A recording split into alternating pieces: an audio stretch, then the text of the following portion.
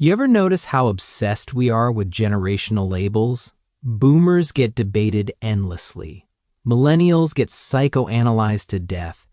General Z gets treated like some brand new experiment we're all trying to decode. But there's one entire generation that somehow slips through the cracks, quietly present. Rarely discussed, almost invisible. Generation the 10th, born roughly between 1965 and 1980. They're your senior coworkers who never make a fuss, the parents who seem emotionally steady but slightly distant, the people who helped build the early internet but don't feel the need to document their lunch.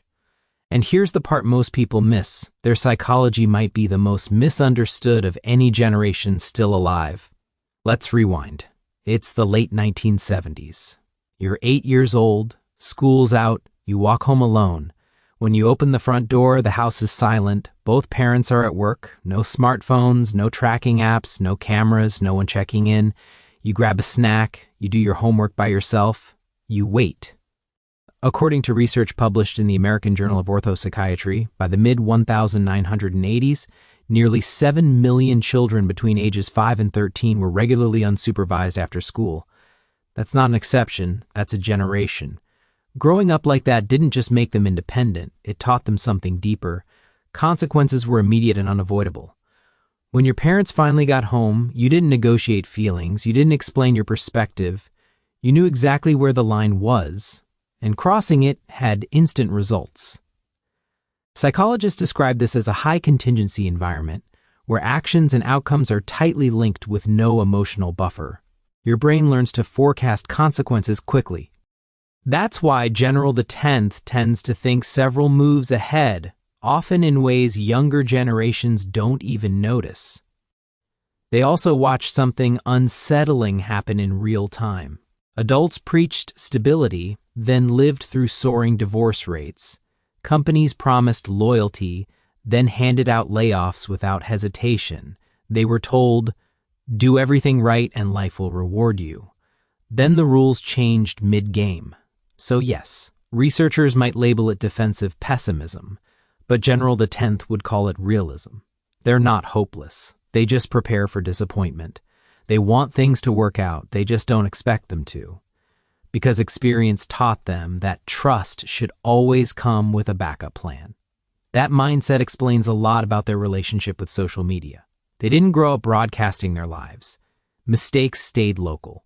Embarrassment faded. Nothing lived forever online. To them, oversharing doesn't feel expressive. It feels dangerous. It's not about being anti-technology. It's about learning early that privacy equals safety. Humor became their armor. Sarcasm, irony, laugh first so it hurts less later. That emotional distance didn't come from nowhere. General the 10th grew up during the Cold War, when teachers calmly discussed nuclear annihilation like it was tomorrow's weather forecast. Duck and cover drills. Casual existential dread. When adults act like catastrophe is always looming but insist everything's fine, kids learn how to hold contradictory truths without breaking. And they learn not to get too attached. Yet despite all of this, General the 10th developed a work ethic that still stands out. They don't announce it, they don't brand it, they just work. Their first jobs weren't passion projects, they were paper routes before sunrise.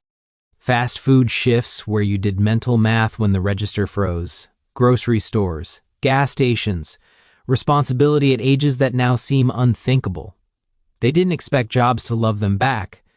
They watched corporations abandon their parents, so instead of loyalty to companies, they built loyalty to competence. They might not control layoffs, but they control whether they're indispensable when they happen. There's a quiet paradox at the heart of General the 10th psychology. They're fiercely independent and deeply dependable. They won't ask for help. They've been solving problems alone since childhood. But if you need help, they'll show up. No announcement, no applause. That comes from forming survival friendships early when peers mattered because adults weren't always around.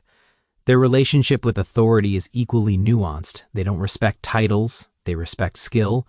If you know what you're doing, they'll follow without hesitation. If you don't, they'll disengage instantly. They grew up watching authority figures fail politically, economically, morally. From Watergate to Iran-Contra to the mishandled AIDS crisis, they learned that power doesn't equal competence. Economically, they were hit over and over. The youngest General Xers entered adulthood as the dot-com bubble collapsed. The older ones finally gained momentum just in time for the 2008 financial crash. That repeated instability explains why so many General Xers diversify income streams. Not because they're thrill-seeking entrepreneurs, but because permanence feels like a myth. Psychological research backs this up. Studies in the Journal of Adult Development show that General X reports lower tendencies to seek emotional support during stress, not because they lack connections, but because relying on others feels unsafe. Information shaped them differently, too. Before Google, answers required effort. Libraries, card catalogs, time. Cognitive psychologists call this deep encoding, when knowledge earned through effort embeds more permanently. Gen X learned by searching, fixing, failing, and trying again. If something broke, you didn't outsource it. You grabbed tools, got dirty, figured it out. That created a belief that the world was understandable if you stayed patient long enough. Now they're raising kids in a radically different environment. Constant supervision, digital footprints, visibility everywhere. They gave their children the attention they never had, and sometimes quietly worry they've overcorrected. Because to Gen X, visibility still equals vulnerability. The truth is, Generation X might be the last group that truly knows what it feels like to be alone with boredom, to think without distraction, to solve problems without instant answers. They're not superior, just shaped by a moment when one world was collapsing and the next hadn't fully arrived. They're the bridge generation. And bridges don't get applause. They just hold everything together, quietly, without asking to be noticed. And honestly, that might be the most Gen X thing there is.